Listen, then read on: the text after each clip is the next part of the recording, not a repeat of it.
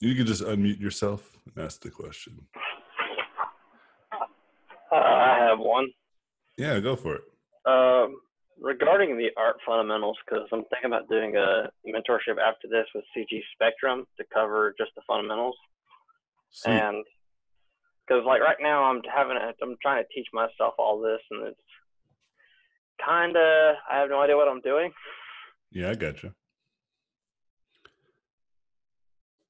Is that it? You just Sorry, no, I took a drink because I was just wondering, like, if I should take them in a certain sequence or not, or what's the best approach on that, in your opinion?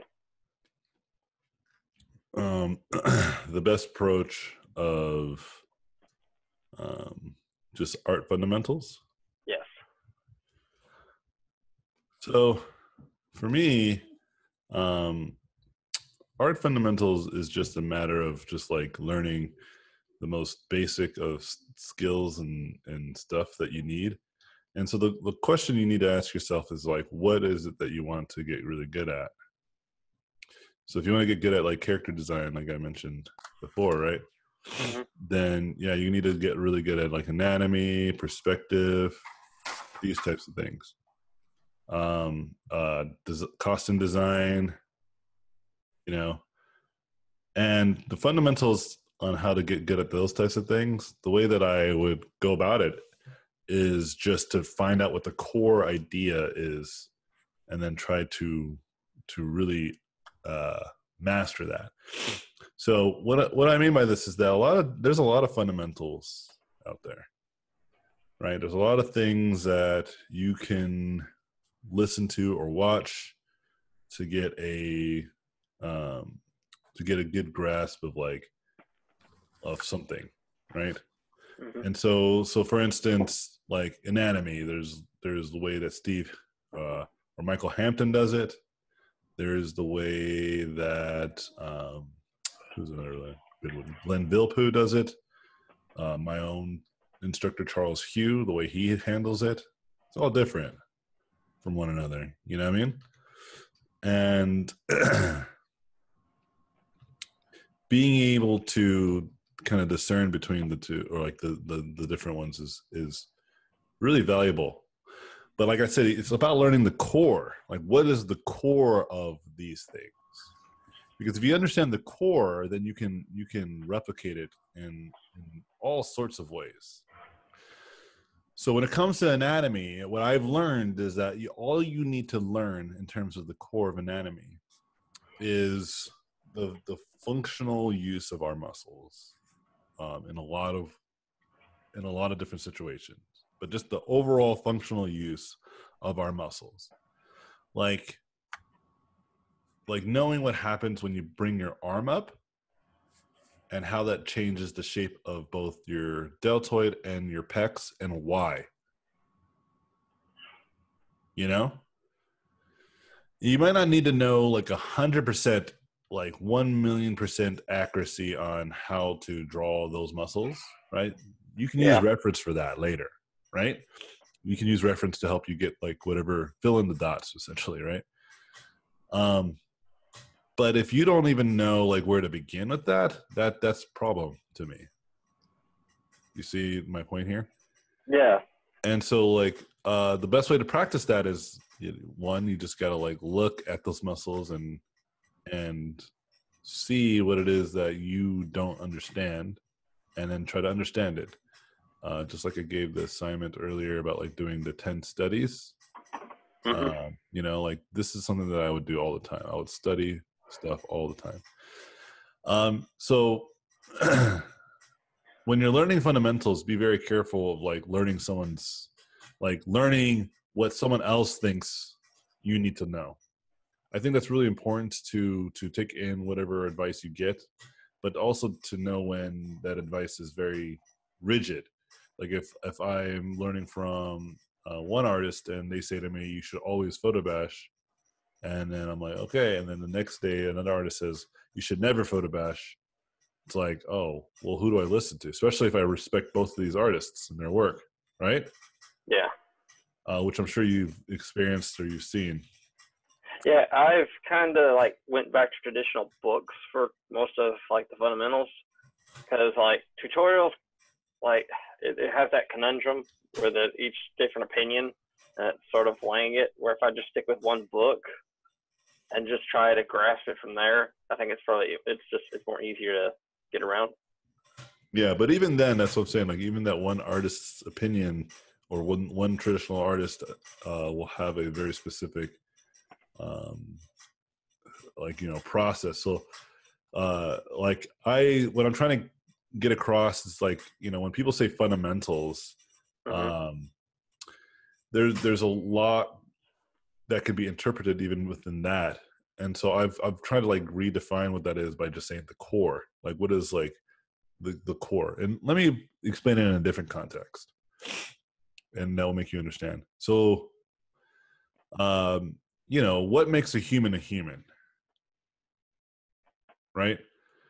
Now, would we say the color of their skin? Well, no, right? Like this is in fact why a lot of people fight for civil rights. We all agree that we're all one species, right? Yeah. And in the past, people did not believe in this, which is crazy nowadays, right? At least in most modern societies, they don't believe in this type of stuff. Some still do, but you get my point, right?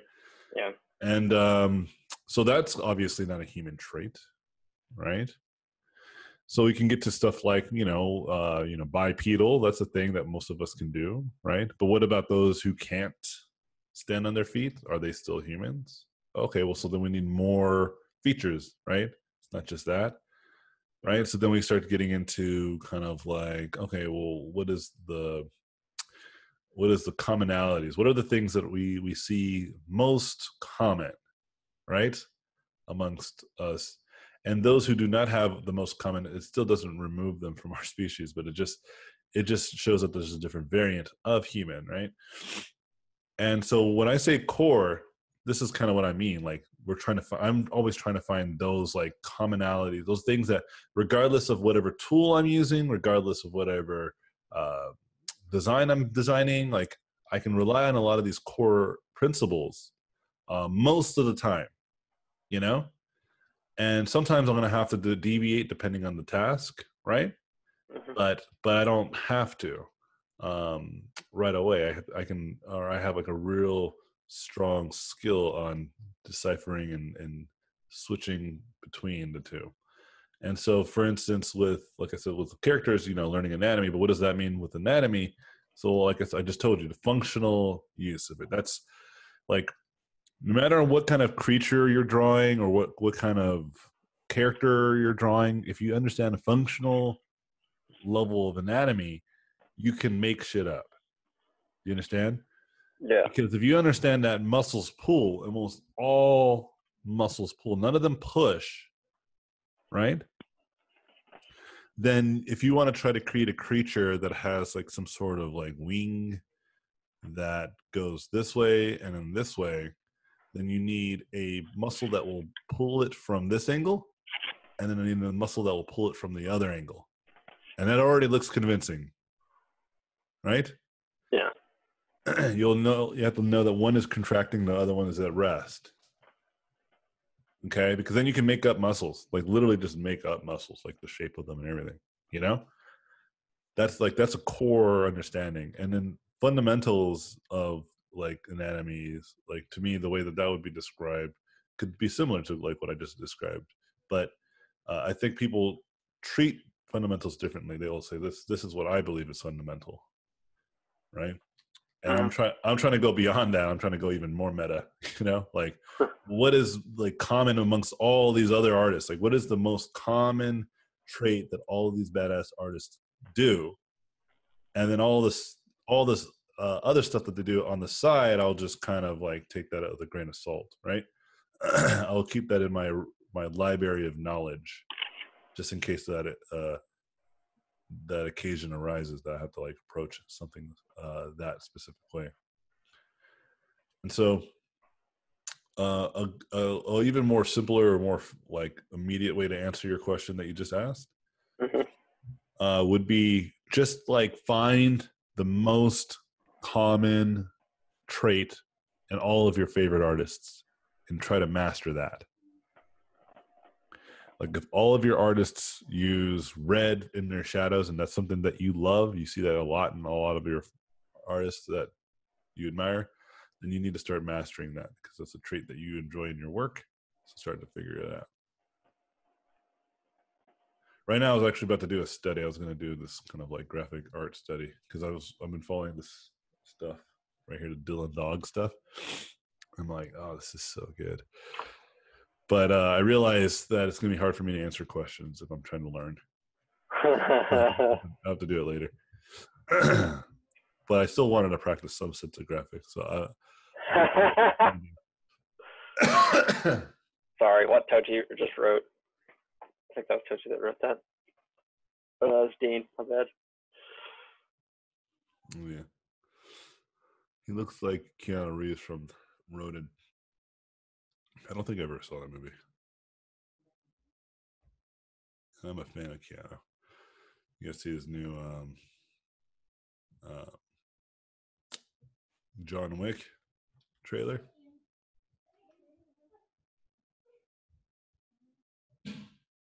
Yeah, I like John Wick.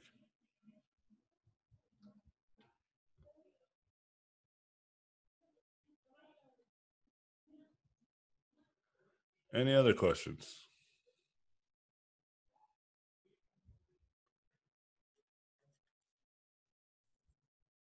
Hey, may I? Yeah, of course. Cool. I have a question regarding a few of them actually. One of them is regarding your videos on the website. Do we need to watch them all like right now or no? Okay. Just watch them as you go on. The value of the class actually comes from just the actual critiques and questions and the reviews and the paint overs. Mm-hmm. That's mostly directed to you. The videos are just like supplements, right? They're just to help you in case you might have missed something. Or you want to like have some guidance in some stuff. It's nice to have a little bit of both, right? So yeah. Always just wait for me to come and give you a review. Mm-hmm. So we should watch them as we feel like. Yeah, I usually say like I do have them in weeks, like the first, second, third, and fourth. But sometimes some people will still be on the first week, so just hold off. But sometimes people want to see what they have to do next, so they can prepare. Mm-hmm. But the formula is still the same, right? I make you guys do thumbnails. I make you guys do iterations based off of those thumbnails, and then I make you guys color them and refine them. Cool. Thanks. Yeah. Another question I have is like, can you recommend any good design theory books? Yeah, sure. So almost anything from Scott Robertson's books, like BSP books, a lot of those books are really good. Those are the ones that I looked at a lot when I was first starting out. One of my favorites is The Skillful Huntsman. It's not really on art, like design theory or anything, but it's just a lot of like really good insight from some like legendary classic artists, concept artists, you know? Mm-hmm. But my favorite one probably to this day still is Framed Ink. And again, this one's not necessarily about like concept art. It's more about like storyboards. Mm-hmm. And that one's pretty gold. That one's pretty good. Yeah, I read Framed Ink, and yeah. I did Scott Robertson's book, like How to Draw, How to Render. And he was talking about something about making the book How to Design. And I still wish he does it. Yeah, he'll do it, I'm sure, eventually. Okay, thanks. Yeah, I understand. Yeah, there's not too many, but if you want to get really good at like visual design, there's just tons of graphic design books. I forget the name of the one that I was reading a while ago. It's like something about making the grid. Mm-hmm. That one's really good. But there really isn't like a really what I would consider the end all be all to design books, at least that I haven't found. I'm sure there might be, so you just gotta have to dig. But definitely like graphic design and industrial design. Take a look at these things, because there's a lot of really cool stuff there. And these books are purposely built for for design. You know what I mean? And so a lot of times people are looking for like a concept art design book, but I'm trying to say like, you don't have to.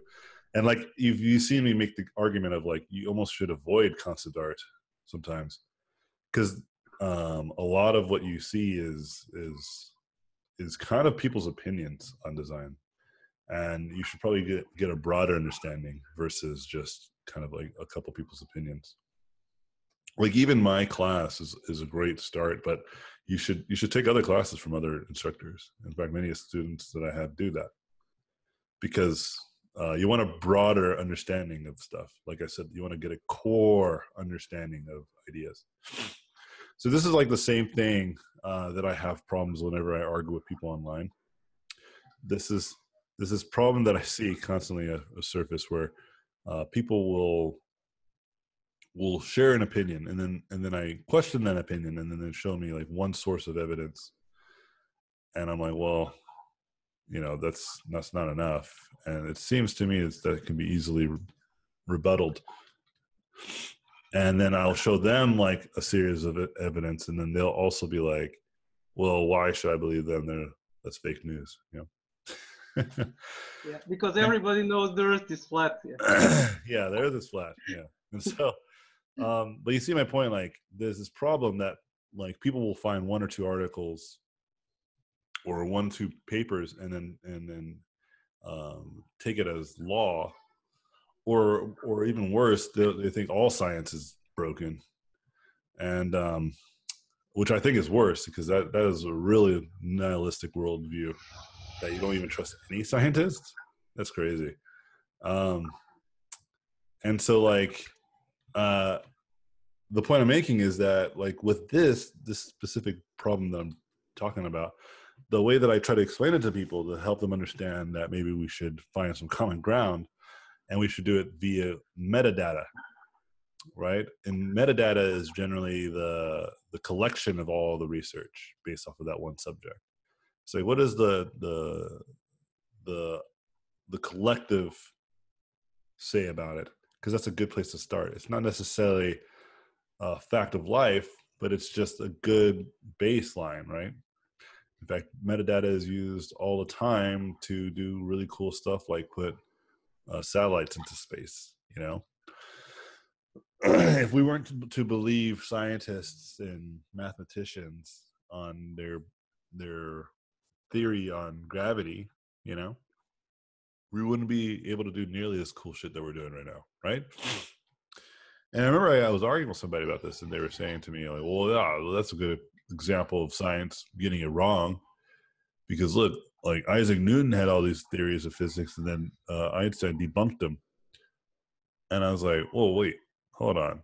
You mean debunk like he like everything that Isaac Newton said was wrong? Like everything? And he was like, well, no, he just proved him wrong. I was like, well, did he prove him wrong, or did he add on to what he already had? There's a difference. And there might have been some stuff he did get wrong or misunderstood. He had limited access to tools and and whenever I get in these arguments, this is the part that I think people forget, is that like that there is some really good reason to be skeptical about things, but at some point you have to start to trust some information, right? That's not constructed to your narrative. And so now to kind of bring this all back to art, it's like the same idea as in our industry. Like I brought up like the photo bashing thing, right? You'll see some artists like really talk shit on photo bashing, right? And then vice versa, you'll see people like talk shit on people who don't photo bash, And it's like, well, what's the collective evidence? Well, the majority of professional artists use photo bashing. It's clearly a professional tool. Now, whether you like it or not, that's totally your opinion, and you're allowed to it. But to say that it's not a viable tool is just as bad as saying that when oil painting was a new thing and the people used to paint with tempera, which is just eggs, right? They used to paint with like eggs. That was like an old school way of painting, or like some fucking toxic paint. Right? Yeah. And it was really hard to work with. And then someone invented oil painting. And then they're like, oh, these oil painters are cheaters. They have paint that doesn't dry so quickly. Bunch of cheaters. You know? Yeah. It's like the same mentality. And it's just that nobody wants to accept that there's a new kid on the block, you know? And you should probably adapt. Sorry. Yeah, go ahead. I feel like it's like that now with 3D today. Yeah. I actually posted a meme that was really funny. I thought it was hilarious. Like all these 3D, it's like a Power Rangers are all getting together. And it's like, oh, the 3D artists come unite, and it's showing all the 3D softwares, and then SketchUp tries to come in, and it's like a Teletubby. It's really funny. It's like no one takes SketchUp seriously, but SketchUp actually is a pretty good tool too. It's just a funny meme, you know, because like our industry does treat SketchUp like it's like a kid's toy. But see, this is the kind of thing that, like, you know, me and my other artist friends, like Jama, me and him talk about this from time to time, and we talk about how everyone just gets really up in arms about their tools and the process. You know, it's like, just fucking learn the new tools if you want to learn new tools. One of the favorite things I've been seeing now when I work with games now, like people are like ask me like, what engine are you using? You know. And it's very similar to like what brush are you using, you know? And I get why people ask it, because it's like, even when I was getting into it, I was trying to find the right engine to use, you know? And the way that I like to feel about it is it's less about like finding the right engine, like the one that is the best. It's about finding the right tool for the task, you know? And what I've discovered is that programming is very similar to like art and many other things that I've gotten good at, is that it's just about learning the core, right? Like I was just talking about moments ago. So with programming, like it's all about learning those algorithmic, like principled, logical ideas that transcend any programming tool that I use. You know, whether I'm in C# with Unity, or if I'm in like visual-based programming with like Unreal, the logic is very similar, right? It's just different languages, you know? So if I can just master the logic, then it doesn't really matter what engine I use. In fact, what I've actually discovered was that there's some like logic that some engines use that's really smart that isn't in other engines, but I understand what they're doing. Then I actually try to recreate that same kind of logic, but in a different engine, you know? Because it is really good and it's really smart, because it's someone else's opinion about how to like interpolate movement or whatever, right? But like that interpretation I agree with, and this other software engineer doesn't necessarily see that or know about it potentially, so I just put it in myself. You get my point? Yeah. And it's because I was able to expand to these different places, I could see there's a core principle that kind of underlies all these different software. And if I can just learn it, then I can manage any tool, right? Just like with painting and stuff, like, you know, when I was like switching over to Procreate, my friend was like, let me try it out, dude. And he was trying, because he saw the stuff I was doing in Procreate, and he was impressed. And he was just like, it's almost like you're doing exactly what you would do in Photoshop. It's pretty crazy. And I was like, well, why wouldn't I be able to do it on Photoshop? You know? I'm sorry, on Procreate. You know, and when I told him, it's like, when you talk like that, it reveals to me you're heavily tool oriented. You know, like you are really a victim of your tools. You know, and I remember like he was trying it out, because he was telling me he was looking into getting a new tablet, like a portable thing like that. And he was trying it out, and then he was just like, oh man, this is so fucking hard. Like, it's so sensitive, you know? And then I asked him a couple questions. It's like, well, do you change your settings on your Wacom tablet? He's like, yeah, dude, I changed my settings there because like I like to have like really low pressure or something like this, so I don't have to push so hard. Or I forget what it was. Or something. He changed the settings, right? And I said, oh, okay. So then that's the problem. Like you've already handicapped yourself. And he said, what do you mean by that? I was like, well, I mean, you're changing your settings to pander to your weaknesses, to your bad habits, instead of just learning how to be a skilled painter. It's easier to just adjust all your settings to kind of paint with your comfort in mind, right? But if you want to be able to not worry about your tools, then you got to be able to paint and draw in almost any medium that comes your way, right?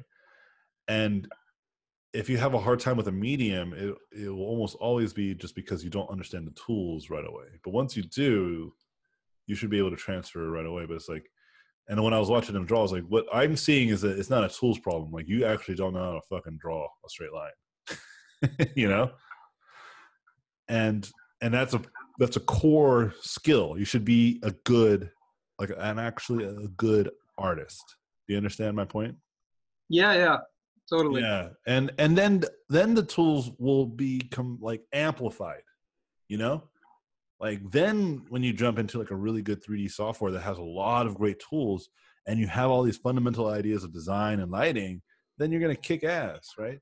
Like when my buddy Jama jumps into Blender and he's doing all these amazing imagery, and everyone's like, "What? You could do that in Blender?" It's like you could always have done that in Blender. Well, not the latest Eevee stuff, but a lot of the stuff that they had in there. Yeah, of course, it's been in there for years. It's just that Jama's a badass. You know what I mean? You get it. Yeah, and it's like people get like surprised that this really good artist can do really good artwork in any tool. I'm not, you know. And so it's really hard, obviously, to be a really good artist, but it is worth your time and effort, obviously, right? In fact, I like I was saying is I have a friend who hired me specifically, you know, to help him work with artists, you know, so that way, because the kind of artwork that he was dealing with is mostly like photo bashing, and he's realizing they're not designing enough, you know. And he's really like kind of like, okay, we need more like designer-y people in our camp, and he found that it was not happening. So that's why they brought me on board. You know? Yeah, everything's still a round brush for me. So. Yeah, I love the round brush. Round brush is pretty. What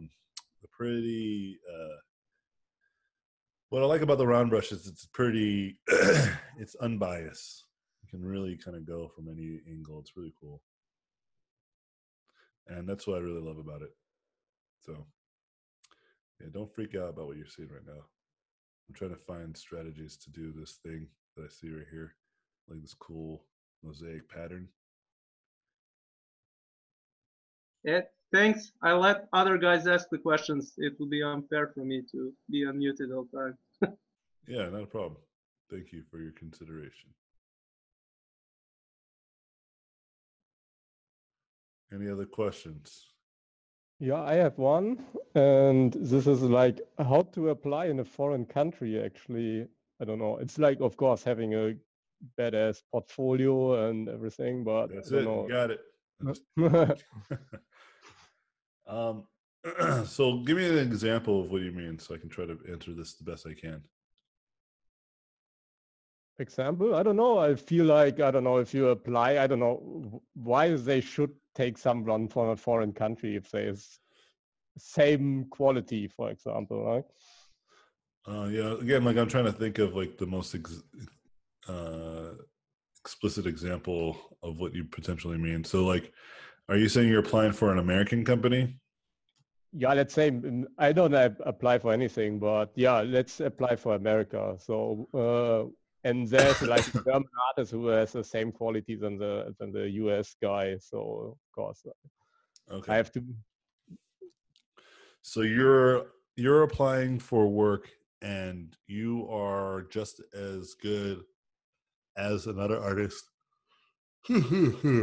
that's local, Yeah, right.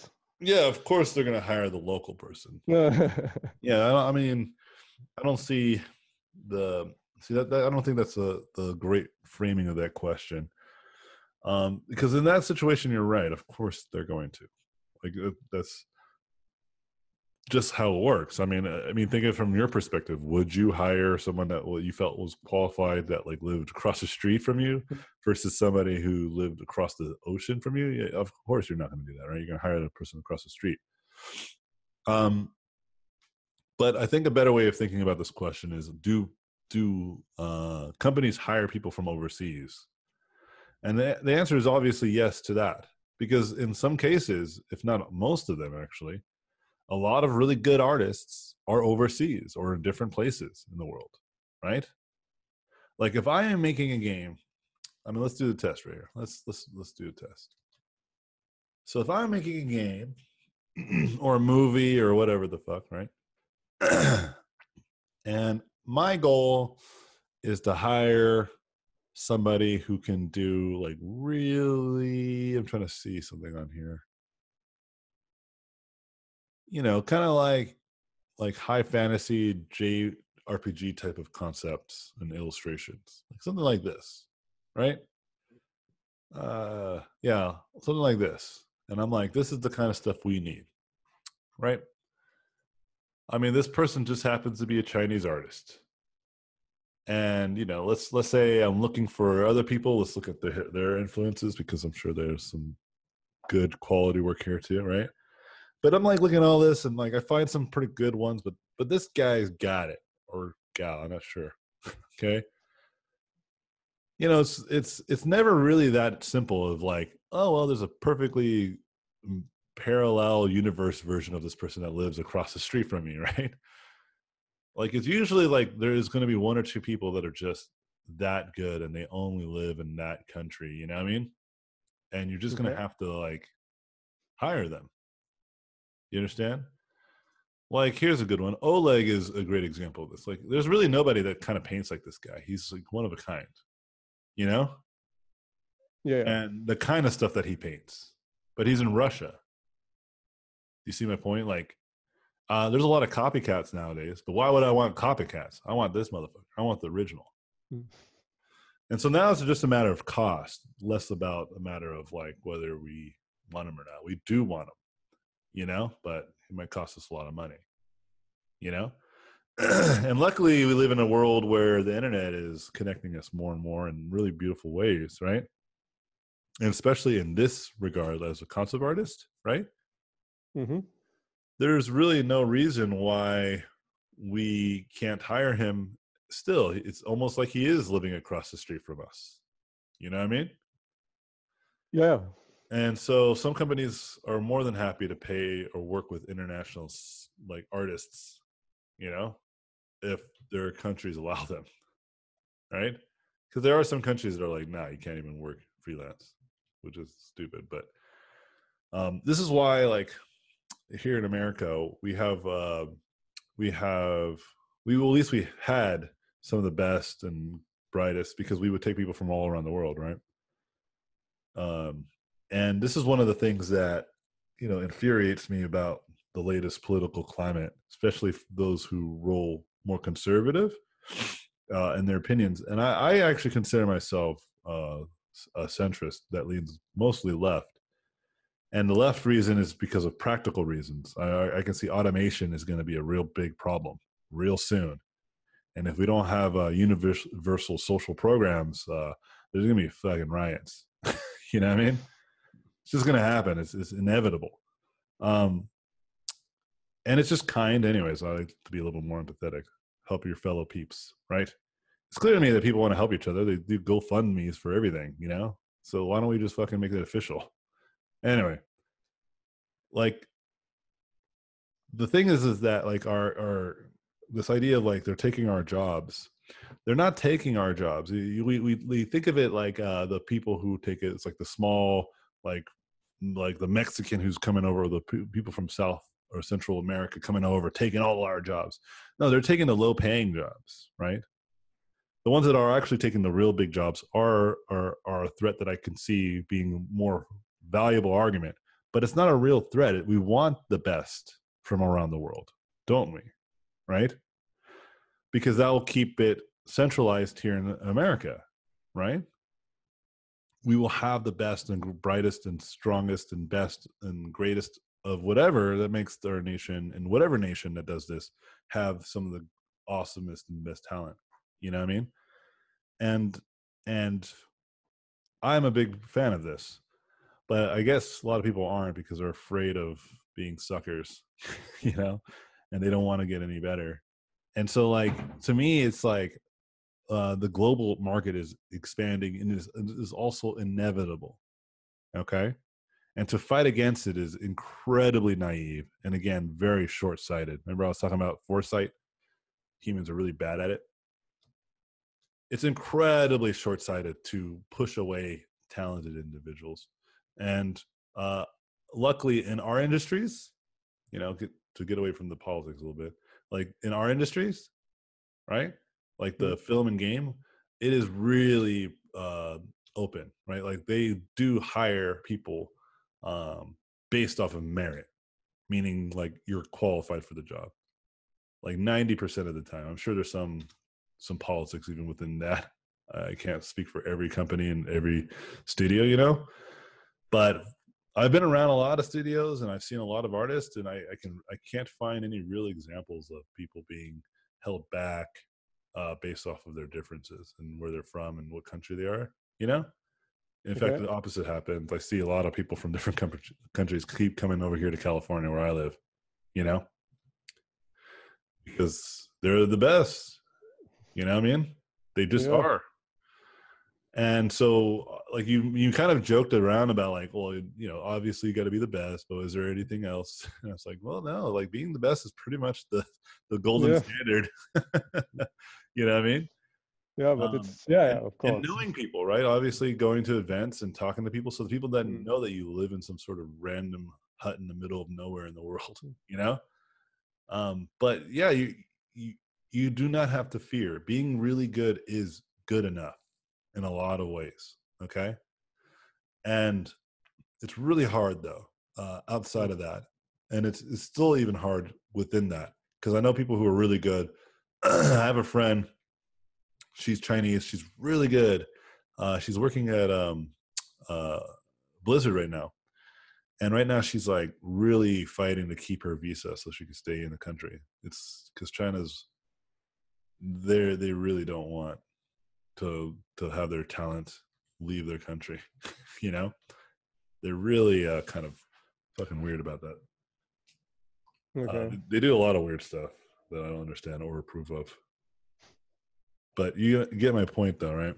It's just companies are really, especially in like in our industry, is really progressive. They're really all about bringing in new talent. I worked with people from all around the world, you know, just from working at like a couple companies. You know what I mean? Yeah. Okay. Cool. I mean, look at the lead art director of God of War and Raf, right? Raf Grassetti. He's from Brazil, right?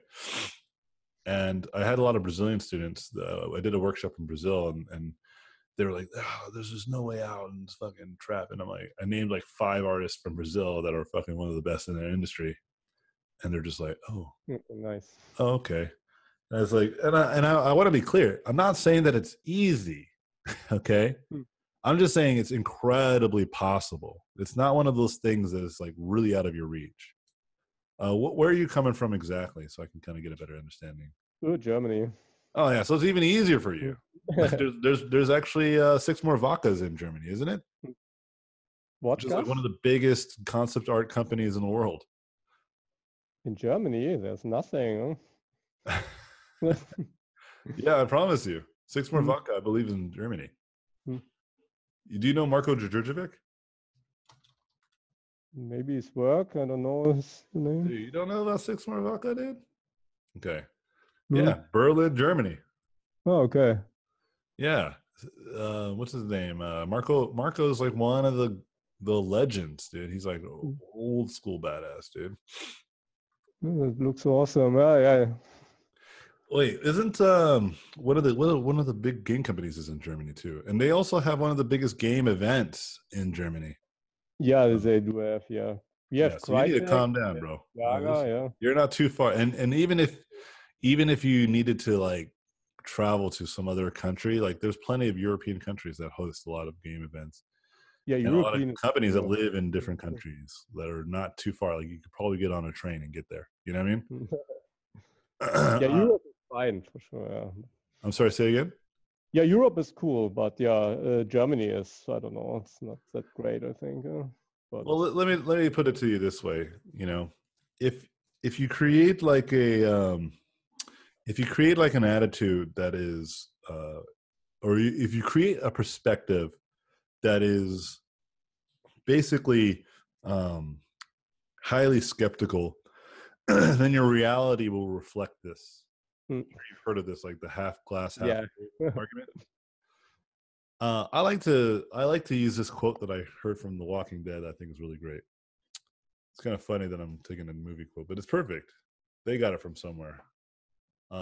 Which was talking about, you know, the optimist always looks to the sky, and he doesn't see the hole right in front of him before he falls into it. Right.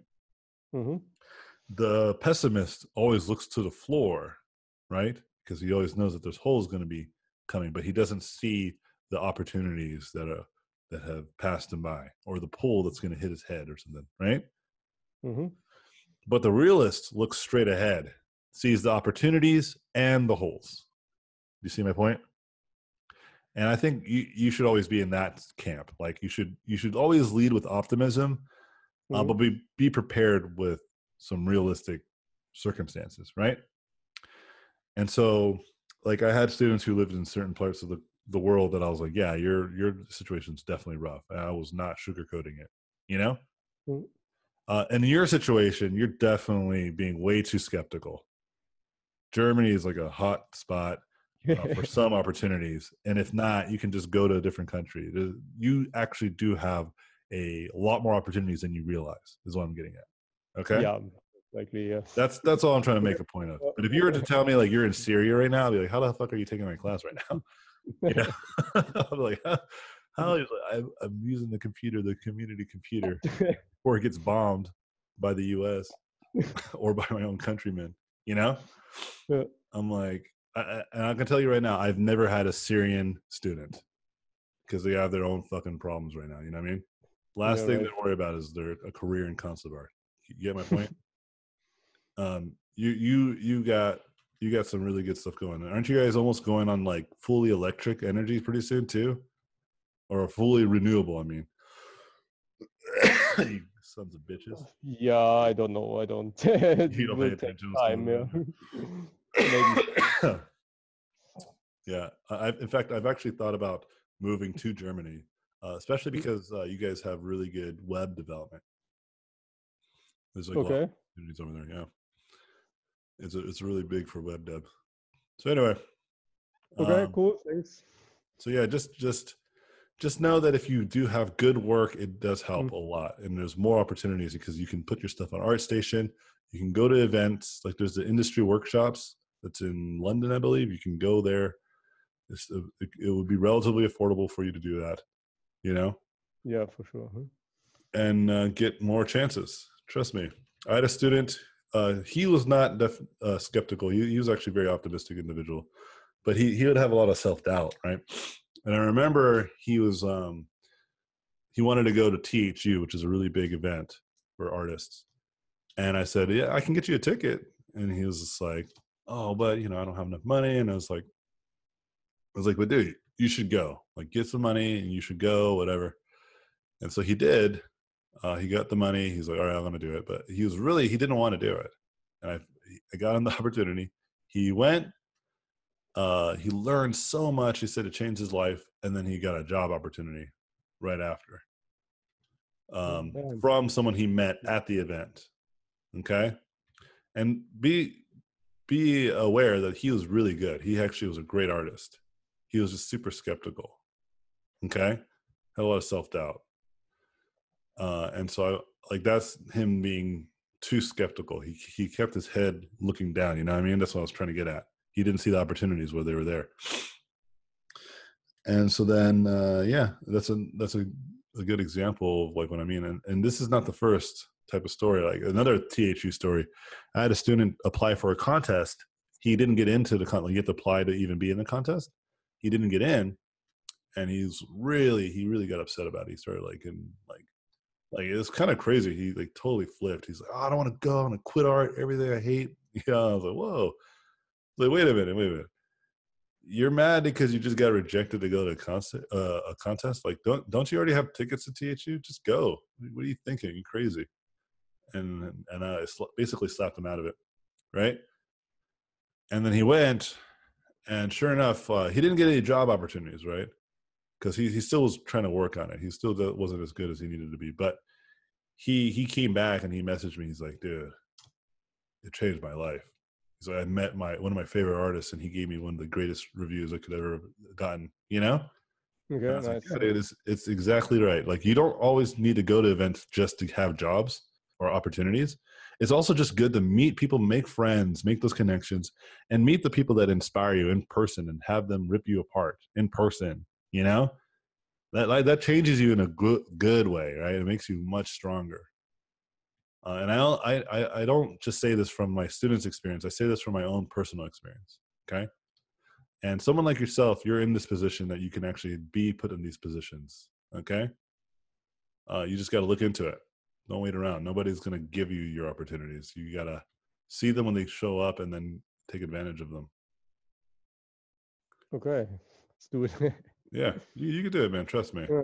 It's totally within your means. I promise. Cool. Thanks, man. Absolutely. Hey, Anthony. Yeah, this will be the final question too. Okay. I'll try to keep it short then. No, you can ask whatever you're going to ask. I'm just going to. In regards to not living in the U.S. and being an American citizen, would being a freelance artist be a better option then? Just you can take on contracts and stuff from the U.S. and still be paid, but you don't have to worry about things like a green card, for instance. Yeah, I think it's just all relative. Like, do you like where you live? And you don't want to come to the U.S. because of that. That's a really good reason, you know. You shouldn't have to move just because of the opportunities. I don't like that idea either, you know. And but if you don't care about that, like you do want to, like, you don't mind, then you should always keep the option open to try to travel. The green card stuff is an issue only because it's harder for you to come to the States, right? And especially now, like the climate's pretty, well, I guess if your skin's not brown, it might be still fine. Right now, apparently, if you have brown skin, we don't like you coming over, which is, you know, obviously really bad. But I'm just saying, at the moment, it's probably going to change in a few years. I think we're going to get back to the right track. But as of now, like, you know, the green card situation is pretty bad. Like, I have some friends, like, they are real stressing out because of their green cards. You know what I mean? And like, luckily for me, I don't have to stress out too much because I was born in America, but my wife, she got her citizenship like 2 or 3 years ago. Or no, actually 4 years ago, I think, even later than that. So she's good too. But there's been people that have just been sent back because of this. So, like, my point is that, like, the green card situation in America is kind of fishy. But we really have, even before then, we really did have like a process. And most of it is actually from the person's country too. It's not just on our end.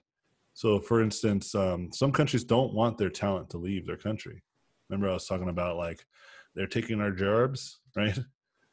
Countries don't want the people that are taking those jobs to leave either. They want them to stay because they want to keep that talent here or there so that they can build up the GDP eventually in some capacity, right, with their skills, right? Yeah. Spend that money in that economy. And so, like I'm saying, if it's harder for you, then it's harder. This is how it's going to be. But if it's something you don't care about, like that it's hard that it is, then you should totally do it. Working in the States, it could be amazing. I know some people who, like my friend I was telling you, she does not want to go back to China, you know? And China's like, nah, bitch, you're coming back. And so she's like, nah, fuck that. And so she's fighting it tooth and nail. And Blizzard's helping her, you know, because they want her to stay too, right? Is there any difference in the number of job opportunities that would be available to someone working freelance, or does that not really matter? No, it's just all relative. It's just different too, right? Like working freelance is a little bit like you kind of have to do your own hustle, right? Yep. But when you're in a studio, you're already there, you're working. If you build like a reputation, grow with the company, you know, it's a more like long-term sustainable model, right? I think the biggest concern I would have in a situation like that would be the ability to properly network, because the difference between talking to someone through Facebook or whatever versus actually having a conversation face to face is pretty huge. Yeah, so you're saying with freelance it's harder to network. Is that what you're trying to say? Yeah, building those like meaningful connections with other artists. Yeah, I agree with this. So just do what I do. I go to sketch groups. I have hangouts with my friends this Saturday. A lot of my friends are getting together. We're just going to have some beers and cigars. You know what I mean? Just hang out and play board games. You know what I mean? Yeah. Like you are the keeper of your own life. You don't have to let other people create these circumstances for you. Like I hosted my own game jam. You know what I mean? Because I wanted to do it. Nobody was having a game jam, so it's not like I don't like that approach of like woe is me. You know what I mean? Mm-hmm. I'm like, okay, well, there's no game jams. That sucks. I'll make one. You know what I mean? Like, what's stopping me from making one? Even if it's only me and my friend, we'll start it.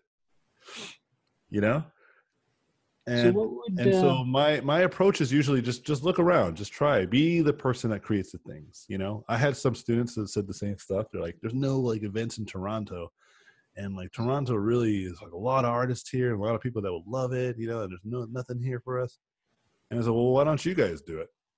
And they're like, what? Well, we don't know what to do. I was like, well, you just get a venue, get a bunch of people to come. I'll go to your first one. I'll get a couple of my friends too. And then you just host it. You just sell tickets, get people to show up, and then learn a lot from it, and then do it again. Okay. And then that's what they did, and that's what Edge Control was. Those are two of my students. They made Edge Control. That was them. And then the second and the third one was all them. They did it all by themselves. The first one I helped them, just like not really like help them. I just kind of like told them what they were doing wrong. Like they had too much ambition. They're like, we're gonna have like a 500 person venue. Like, no. You're probably gonna have like 50 or 60 people show up. You know, like it's like even if there's like 10,000 art students in your city, right? 50 people are gonna show up because it's just how it is. You need to build hype before you start saying 500 people, right? Yeah. Like the first Comic-Cons were like that too. It was like literally just dozens of people, you know? And then eventually now it's like to the point where you can't even walk anywhere, you know? And so my point is that like you got to remember, like somebody starts the thing that you want, right? Like even the game studios you want to work for, it took a couple people to get together to make a game, to then build that empire, that then eventually hire you. Why can't you also do something similar, right? And again, it doesn't have to be at that scale. It could be something just as simple as doing a sketch group. It can be an online sketch group. It doesn't even need to be in person, right? Just like a Google Hangout, everybody's hanging out and talking some shit. And many of my students actually still do that. You know? Okay. Yeah. Yeah. So my point is yes, it could be challenging, but whatever circumstance you live in, don't let it define what you're capable of accessing. Got it?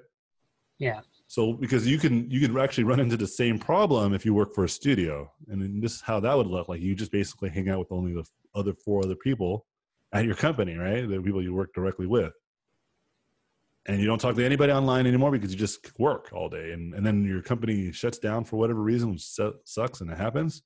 And then you're like, wait a minute, I don't know anybody other than those other 3 people. They also have no jobs, right?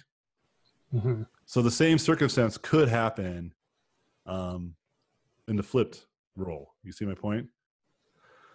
And so it's valuable to just make friends. Like, but you're right. Like when I was working at Sony, I would go talk to the modelers, the animators. So I made friends with like tons of people in the studio, right? I didn't just stay with the concept artists.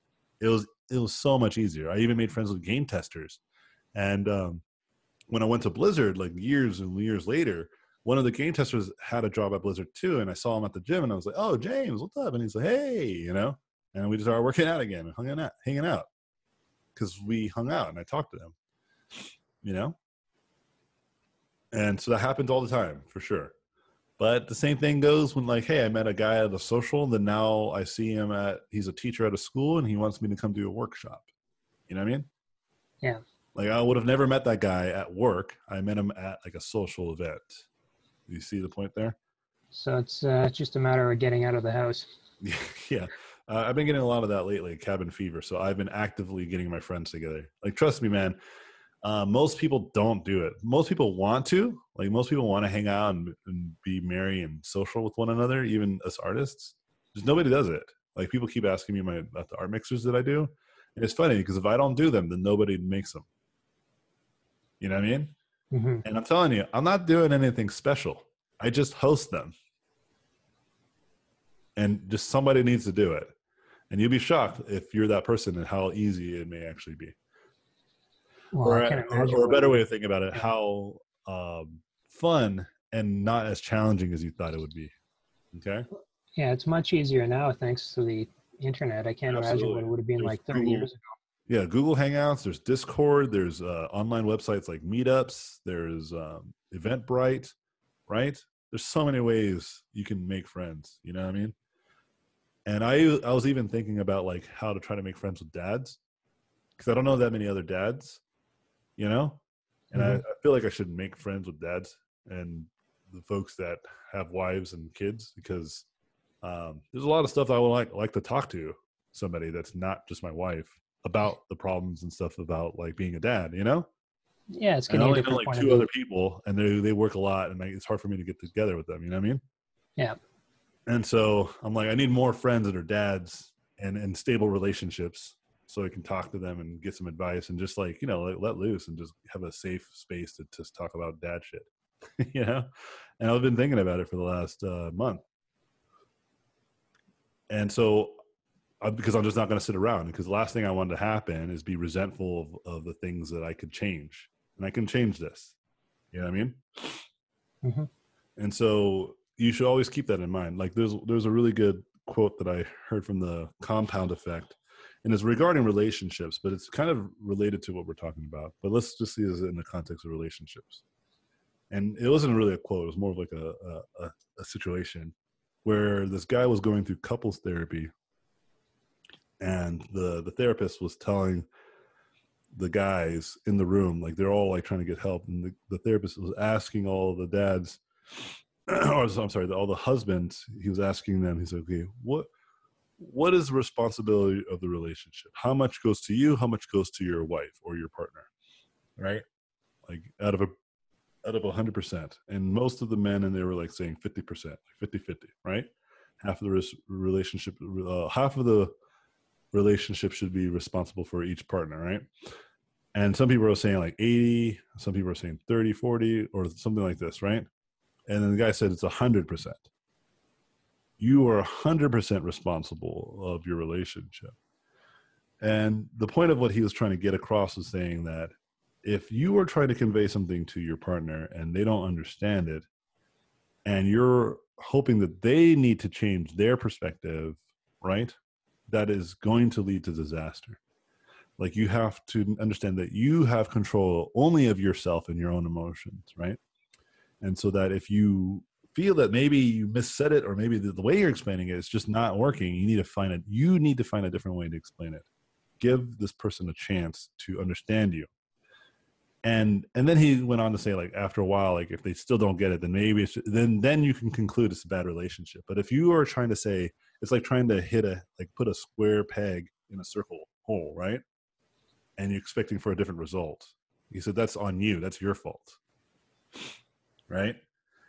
And the compound effect is not about relationships. It was trying to actually explain this idea of like, you're responsible of your life decisions and actions. Really, that's the only freedom we have, is the choices that we can make, especially those of us that are in the positions that we are, all of us that are in this class, right?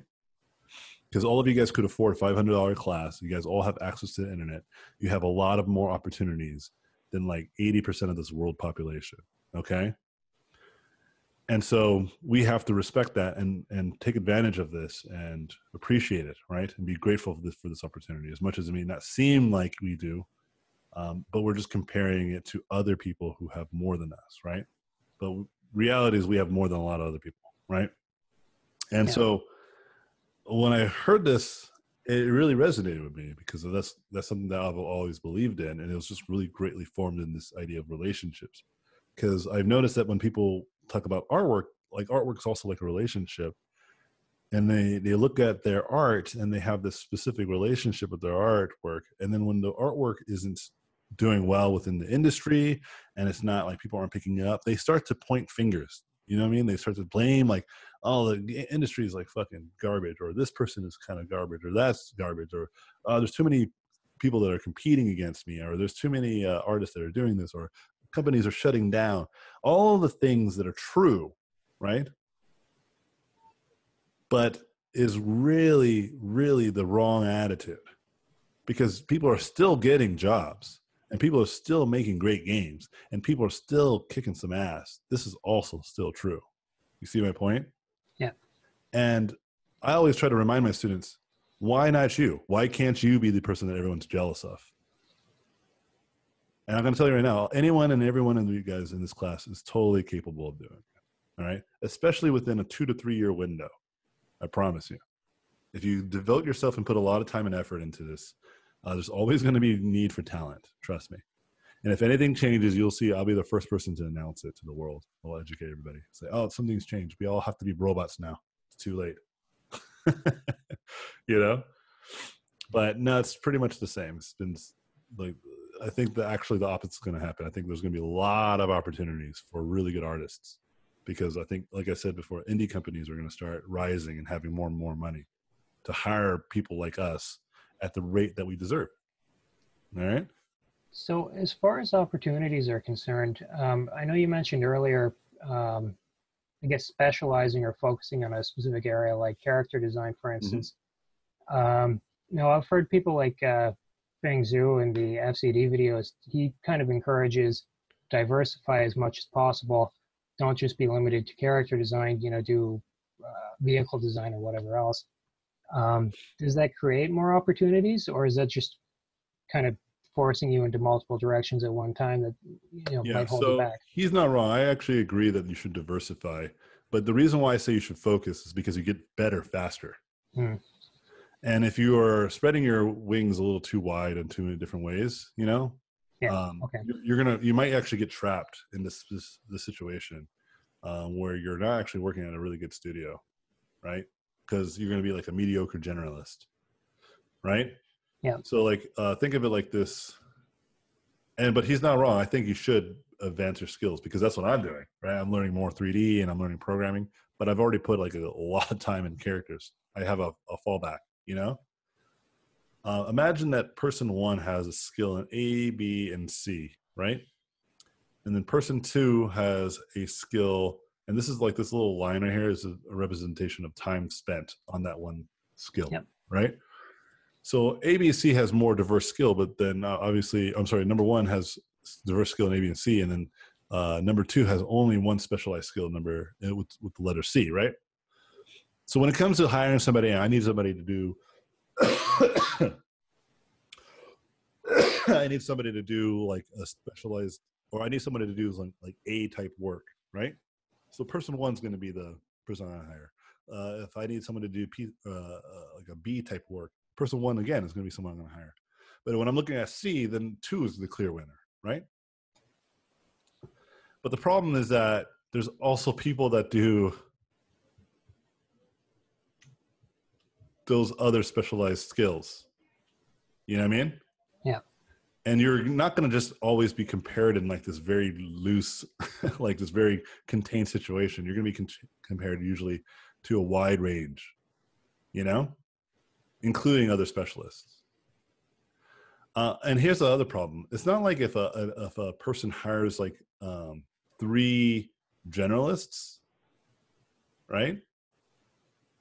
Like if we do the math, right, this should add up to 1 specialist, shouldn't it? Not quite. No, right? If you really think about it, it's like, well, not at all.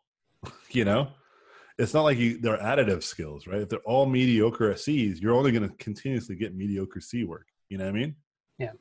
So you can see again why a company would still try to value a specialist, right? Even if they were to hire 3 artists for the same cost, it still might be just better just to have that one artist. But the reason why a lot of indie studios, at least as of now, hire generalists because they can't afford specialists. Because if you have a $1 million budget for your artist, like a AAA studio might have, then you can hire like 10 or even a dozen specialized artists, like 2 or 3 character guys, 2 or 3 firemen, 2 or 3 props and vehicles, you know? And all of them are specialists. You're going to get fucking top-notch artwork, and you're going to be able to pay them between $70,000 to $80,000, or 80, or to $120,000 salaries a year, right? Potentially. You know what I mean? Yeah. But if you're like a small studio, like an indie studio, you'll almost only have $100,000, which is more reasonable. So then you can only really hire like 2 artists, right? Because if you hire one specialist, that will take probably all of your money, and then you still need art for environments and whatever. So Fang's not wrong that you will have opportunities like with like smaller studios, but he is absolutely misguiding his students by saying this stuff. He should be also giving them the caveat of you should be a skilled artist, because the thing that Fang might not have told anybody else is that he was a industrial designer first. He was a fucking amazing industrial designer. Right? And specifically, I think it was like vehicles and environments, right? Like props, essentially. And then he expanded because he had more time to expand. So he's kind of like lying to you guys. He's acting like he did all the stuff that he did not, trust me. All right?